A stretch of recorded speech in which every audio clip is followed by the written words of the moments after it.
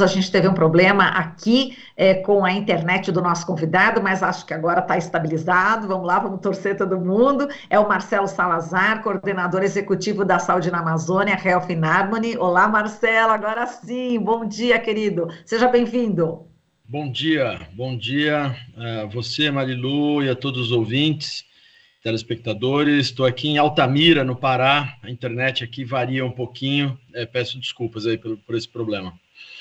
Não, a gente entende perfeitamente. Qualquer coisa, se de repente cair, a gente pula para o telefone, tá bom? A gente chama para o telefone e a gente não vai perder a informação, isso que é importante. Mas vamos lá, Marcelo, a gente já colocou aqui o vídeo, como você viu, da cacica Juma Shipaia, da aldeia Carimã, viralizou nas redes sociais.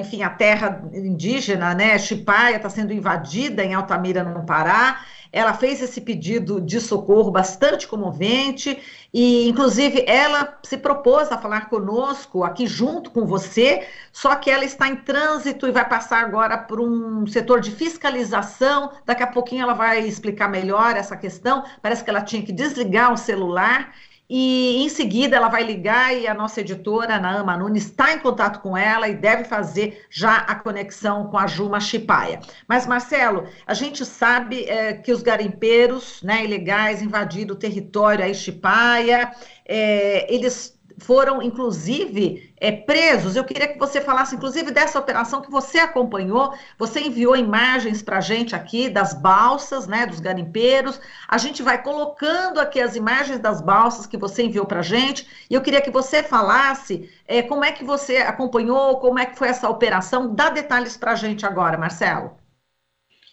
Então, eu estava na reserva extrativista do Riozinho do Anfrísio, né, na semana passada, e na quinta noite estava no Morro do Anfrísio, que é vizinho da terra indígena Shipaia, quando recebi, né, uma mensagem da cacica Juma e de outras lideranças falando dessa invasão na terra indígena Shipaia, na aldeia Carimã, nas margens do rio Iriri. O rio Iriri é o principal afluente do rio Xingu, né, e isso teve uma rápida mobilização.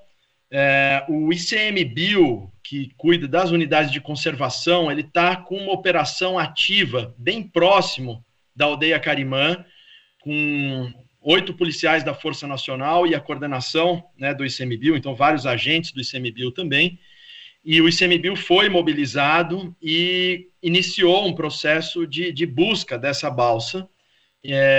A balsa fugiu da terra indígena Shipaia, desceu o rio Iriri, por dentro da reserva extrativista do rio Iriri, e se escondeu no Riozinho do Anfrísio, onde a gente estava. Isso foi na sexta-feira, a gente não viu, a balsa foi localizada por essa operação do ICMBio com Força Nacional e foi presa, né, nessa base temporária que o ICMBio mantém no rio Iriri. E aí teve uma série de negociações ao longo do dia antes de ontem e ontem, para conseguir uma logística para tirar esses presos da região. Quando foi a nossa total surpresa que um delegado da Polícia Federal conseguiu chegar na região, né, de helicóptero, com um helicóptero do IBAMA, e soltou os presos, porque o que a gente entendeu, não consegui falar com o delegado ainda, mas segundo informações que chegaram, é que ele não conseguiria fazer o transporte dos presos para Altamira, porque precisaria de um agente da Polícia Federal para cada preso, e não tinha, né, avião ou helicóptero que conseguisse fazer isso.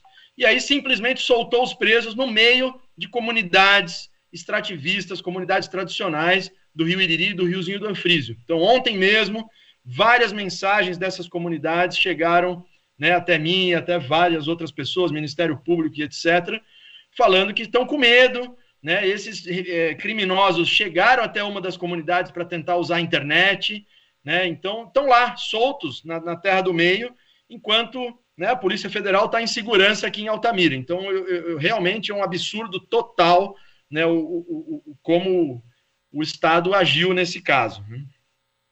Exato, quer dizer, causa bastante apreensão e estranhamento ao mesmo tempo, não é isso, Marcelo? Porque como que eles foram presos e com essa alegação que você disse, né, da Polícia Federal, não ter, né, como, enfim, transportar os presos. Enfim, isso aí é uma história mal contada ou mal explicada, Marcelo? Eu não sei se é uma história mal contada, eu acho que é um problema, né, das forças policiais que conhecem pouco a Amazônia mais profunda.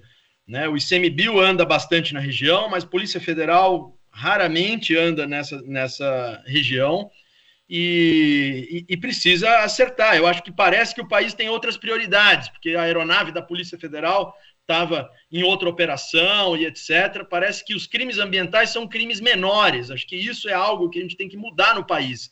Né? A Amazônia está sendo destruída, né? A gente está perto de um ponto de não retorno na Amazônia, com consequências não só para o país, mas como para o clima do planeta, e esses crimes são tratados como crimes menores. Né? E agora é isso.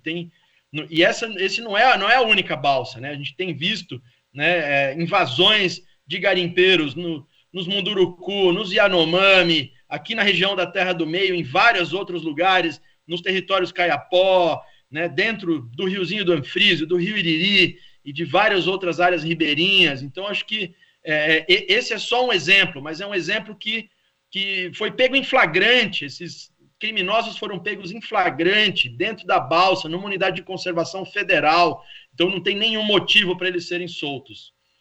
Exato. Agora, parece, segundo as informações aqui, eram 7 pessoas, é isso, nas balsas, inclusive uma mulher. Quais as informações que vocês têm aí, Marcelo? É isso mesmo. Acho que o número de pessoas está um pouquinho desencontrado. Eu recebi informações de 6 pessoas, uma mulher, né, e um adolescente. Chegou uma outra informação da própria polícia que eram dois adolescentes.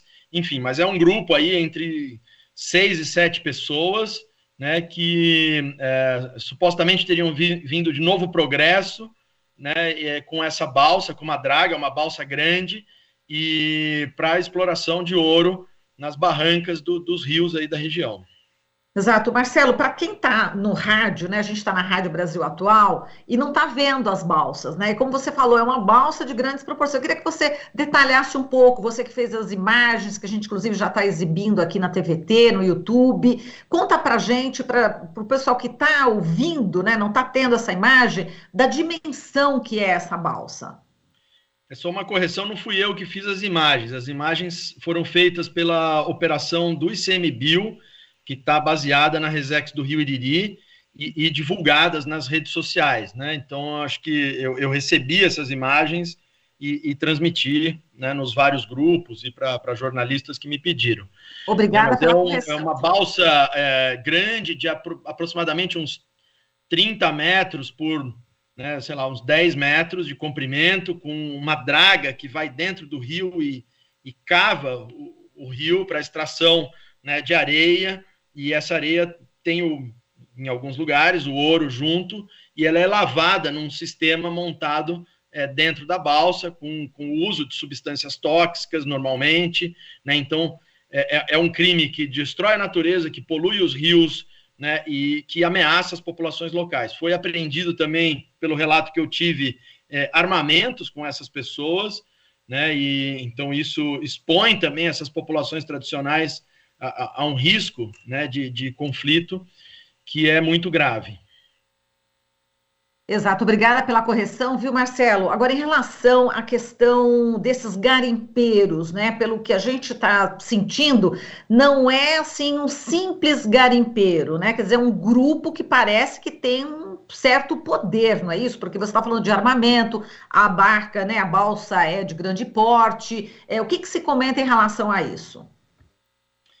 Quanto a isso, não tenho informações, entendeu? Se é um grupo que está ligado a grupos maiores ou não, ou se é um empresário local. Quanto a isso, ainda não temos informações, não saberia te dizer. Agora, aproveitando a sua participação aqui, Marcelo, enquanto a Juma não chega, eu gostaria também de saber sobre exatamente essa ONG, né, Health in Harmony, né? Você que é o coordenador executivo da saúde na Amazônia, conta pra gente qual que é o trabalho que vocês desenvolvem aí.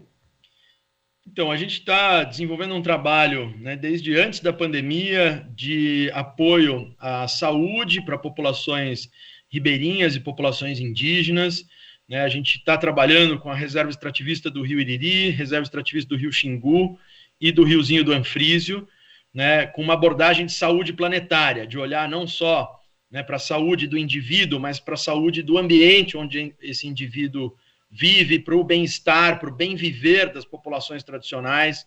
Então, a gente tem feito expedições de saúde junto com a Secretaria de Saúde do município de Altamira, com o ICMBio e outras organizações locais, como o Instituto Socioambiental também, que foi uma organização a qual eu coordenei durante 15 anos aqui na região, quase 15 anos aqui na região, e que hoje é parceira, né, nessa atuação de saúde. Então, é uma lacuna muito grande que tem no território, e a questão da violência, da saúde ambiental, da poluição dos rios, é uma preocupação muito grande, né? Recentemente, pesquisadores da Universidade Federal do Pará acompanharam nossas viagens para fazer coleta, né, de material para verificar a dosagem de mercúrio nos rios e no cabelo das pessoas e tal, porque esse é um dos riscos que os garimpos trazem. E nos últimos anos, principalmente durante aí o atual governo do Bolsonaro, os garimpeiros têm se sentido encorajados e incentivados a ocuparem esses territórios. Então, cresceu muito as invasões garimpeiras e também as invasões para roubo de madeira, né, e um retorno da grilagem de terras nesse território que a gente está. Lembrando que, né, a região de Altamira, ela está entre os maiores desmatadores da Amazônia, né, e os maiores emissores de gases de efeito estufa, né, do Brasil. É incrível, mas Altamira emite mais gases de efeito estufa do que a cidade de São Paulo, por exemplo, só para vocês terem uma ideia. Isso por conta, né, principalmente do desmatamento e fogo, né? Então, não é pouca coisa o que a gente está enfrentando aqui nesse território. Exato. Agora, Marcelo, a gente sabe que essa aldeia, né, Carimã, ela fica a 400 quilômetros de Altamira, né? Quer dizer, muito longe aí do Pará. Leva quanto tempo até chegar a esse local, a dificuldade que existe? Realmente, as pessoas ali nessa aldeia, elas estão se sentindo bastante vulneráveis, ou seja, a qualquer momento realmente pode haver esse conflito, já que também esses garimpeiros, como você falou, praticamente estão soltos ali, né? A Polícia Federal não conseguiu prender, não conseguiu fazer o flagrante. Como é que você vê também a situação desses indígenas? Então, a polícia foi feito o flagrante, né, pelo ICMBio e a Força Nacional. Eles foram detidos nessa base do ICMBio. O que a Polícia Federal não conseguiu fazer, e isso é inexplicável, foi remover esses presos para uma delegacia e depois para o presídio.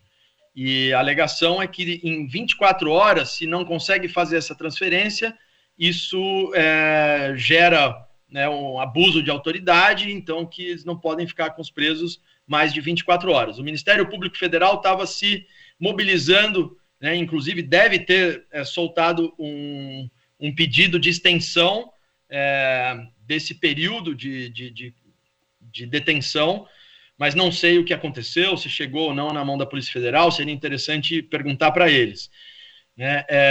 A logística é bem difícil para essa região, né? De barco, são 2 dias navegando, nessa época que a água está bem cheia, numa voadeira, né, com um motor aí de 90 HP, 90 ou 115 HP. Porém, essa região, justamente porque é distante, tem pistas de pouso para remoções de saúde. Então, tem uma pista de pouso grande na terra indígena Chipaia, tem uma pista de pouso grande na reserva extrativista do Riozinho do Anfrísio, né? Então, assim, para as forças policiais, não vejo como uma dificuldade. Isso já aconteceu outras vezes.